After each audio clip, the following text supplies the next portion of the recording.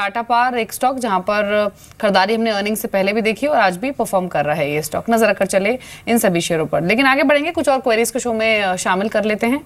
और अगला जो सवाल है हमारे पास वो व्हाट्सएप के जरिए में भेजा है संजीव दत्ता ने कोलकाता से। सवाल है इनका हिम्मत सिंका पर, 1000 क्वांटिटी है इनके पास, जो परचेजिंग प्राइस है इनका वो है 207 रुपए का। क्या करना चाहिए पंकज? हिम्मत सिंह का सीडे में आज खबरों में भी है कि स्पेनिंग प्रोजेक्ट के लिए कर्नाटक सरकार ने जमीन अलॉट कर दी है कंपनी को। स्टॉक हालांकि परफॉर्म नहीं कर रहा है, 6 रुपए नीचे ट्रेड कर रहा है, लेकिन इनके बाइंग प्राइस से अभी भी ऊपर है। क्या करें? देखो दीपाली, बहुत ही सीरियसली आउट परफॉर्मिंग स्टॉक रहा है पिछले 1-1.5 साल में। From levels closer to 120, 130 current levels पे आया है। और देखा गया है कि जितने भी ये टेक्सटाइल रिलेटेड स्टॉक्स हैं, हिम्मत सिंह एक सीरियस एक्सपोर्टर भी है टेक्सटाइल और फैब्रिक्स में, दे बिन डूइंग वेल। और दो results have been pretty okay, but I would still say कि वैल्यूएशंस काफ़ी चैलेंजिंग हो गई हैं। But momentum is still on, और जो 230, 240 से भी शॉर्ट टर्म में करेक्शन हुई है, stock can definitely scale back to those kind of levels and I think the medium term momentum is intact. So all in all अभी आप इसमें बने रहिए। दोबारा से मेरे को लगता है जैसे ही मार्केट में मिड कैप में थोड़ा सा मोमेंटम वापस आएगा, stock again scale back to levels somewhere closer to 235, 240। Alright, बने रहने की यहाँ पर आपको सलाह दी गई है। 235, 240 तक के लेवल्स मीडियम टर्म में देखने को मिल सकते हैं। अगला सवाल के लिए हमारे साथ एक कॉलर जुड़े हैं, उत्तर प्रदेश से वरुण शर्मा ने हमें कॉल किया है। Mister Sharma, good morning to you. बताइए क्या सवाल है? गुड मॉर्निंग मैडम जी, मेरा सवाल है, डीबी रियल्टी मैंने लिए 50 रुपए पे 50 शेयर। ओके। और 50 रुपए पे 50 शेयर डीबी रियल्टी के लिए जी, और इसके रिजल्ट भी आने वाले हैं 27 तारीख को। राइट। हाँ, तो कितना मुनाफा बढ़ेगा या घटेगा, तो ये भी थोड़ा सा मुझे बता दीजिए। Alright, right now I don't have the estimates for you DB Realty के, but I will just tell you. In the meanwhile, I will just tell you experts का comment क्या है। DB Realty पर सुमित, आप क्या सलाह देना चाहेंगे? इनको 50 रुपए पे 50 शेयर्स इन्होंने खरीदारी यहाँ पर की हुई है, क्या सलाह देंगे आप? आई थिंक एक बार होल्ड करके चल सकते हैं। रियल्टी के सभी स्टॉक्स में एक मोमेंटम देखने को मिल रहा है और रियल्टी के स्टॉक्स में ऐसा लगता है कि आने वाले समय में एक तेजी देखने को मिल सकती है।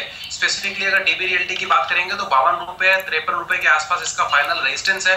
जैसे ये रेजिस्टेंस ब्रेक करेगा और इसके ऊपर क्लोजिंग देगा तो ये स्टॉक के अंदर 60 रुपए तक का मूव देखने को मिल सकता है हमको, और हो सकता है ये शॉर्ट टर्म में ही देखने को मिले। स्टॉक में वीकनेस देखने को मिलेगी अगर ये 47 रुपए या टू बी वेरी प्रिसाइज 46 रुपए के नीचे क्लोजिंग देगा तो ही। जब तक अब ये 46 रुपए के नीचे वापस क्लोज नहीं देता है तब तक स्टॉक में अच्छा मोमेंटम है और यहाँ से एक तेजी का मूव देखने को मिल सकता है। स्टॉक के ऊपर होल्ड की सलाह रहेगी। 52 रुपए 53 रुपए का स्तर क्रॉस करते ही 60 रुपए के टारगेट होंगे। चलिए, राय आपको दी गई है डीबी रियल्टी पर 5140 के लेवल्स पर अभी ये स्टॉक ट्रेड कर रहा है।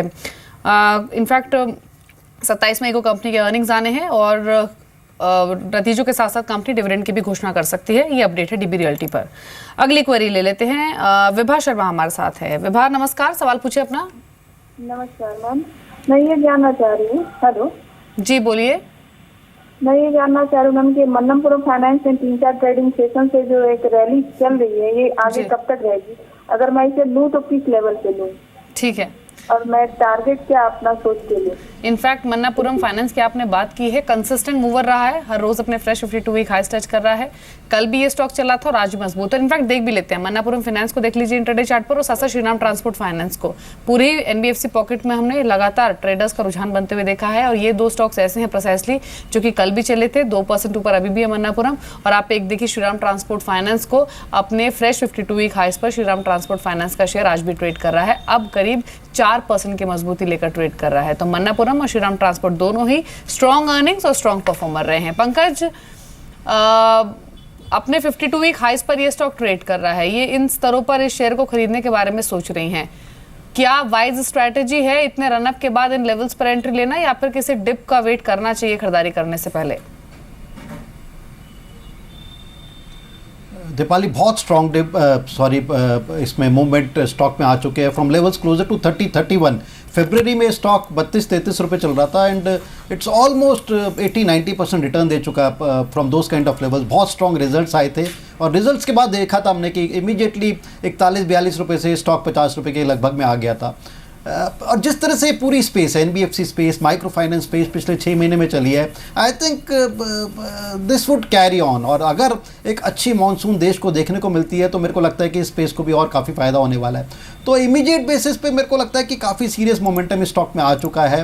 डिसेंटली प्राइस ये स्टॉक हो चुका है। तो just wait for a dip. अगर जब भी ये स्टॉक किसी भी वजह से, एक मार्केट में करेक्शन की वजह से या प्रॉफिट बुकिंग की वजह से 46 से 48 की रेंज में आता है, I think that could be a decent levels to get in. और ये स्टॉक क्षमता रखता है 60 से 66 रुपये जाने की क्षमता रखता है अगले 2 से 3 क्वार्टर में। सो मैं बिल्कुल डिस्करेज नहीं कर रहा कि स्टॉक में इन्वेस्ट ना करिए, but just wait for small time correction. बहुत डीपर करेक्शन स्टॉक में आएगी भी नहीं है।